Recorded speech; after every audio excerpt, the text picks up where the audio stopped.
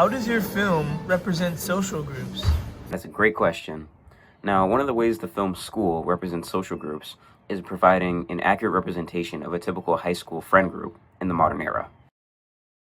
The students in the film can be seen hanging out in the locker room together, and that's kind of representative of how friend groups in real life typically tend to stick to each other through school activities. So maybe they go to lunch together, they go to the gym together, they do a lot of things together. Another thing is they spoke to each other about school lunch in the cafeteria scene. And me being a teenager, I know firsthand one of the things that teenagers talk about a lot is mundane things. What we like to eat, what we like to drink, stuff like that. And a previous take of that lunch scene actually had us bring in food as props. And we had our conversation recorded over, as in me and the other student had actual conversation. It was recorded over. And we did that to make sure that the scene it felt genuine. It felt like two teenagers having an actual conversation with each other. Another way the film represents teenagers in the modern era is by showing the students having a lack of social awareness. So in our film, the cameraman, he explains his reasoning for bringing the camera. He states he's trying to show these paranormal things on camera. And despite the danger presented with that, his friends don't show immediate concern for him. One student even says, "What the heck are you talking about?" And we did that to show how online communication has become very common for teenagers, and it's diminished their social awareness to a degree over time. And we intentionally included that dialogue to ensure that the audience felt that what they were hearing was genuine. How does your film School challenge conventions? We challenge the convention of modern horror movies having a mascot character as a primary antagonist. So when you think of modern horror movies, you can typically think of popular mascot antagonists.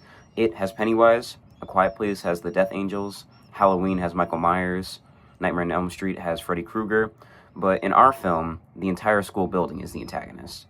The creepy English teacher appears as the antagonist, but the idea is, as the film goes on, those looking into the case of the missing students find out that the entire school is haunted.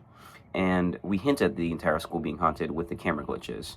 In an early take of the locker room scene, we actually had a string positioned to close a locker, making a loud sound to hint at the school's haunting as well. And my next question is, how does your film engage with audiences of all types? That is another great question. So the movie engages audiences by building up a sense of suspense and mystery. The camera glitches grab the audience's attention. It makes them wonder what this mysterious force could be. And when the student says 10 kids went missing in the locker room, they become very alerted.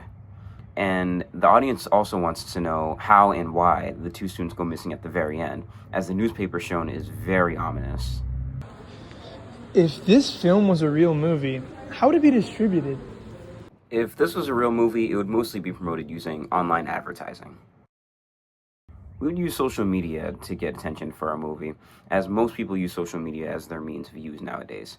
So you'd find our trailer on YouTube, Instagram, TikTok, and Twitter. Additionally, we would market this movie as a real documentary, similar to what the Blair Witch Project did.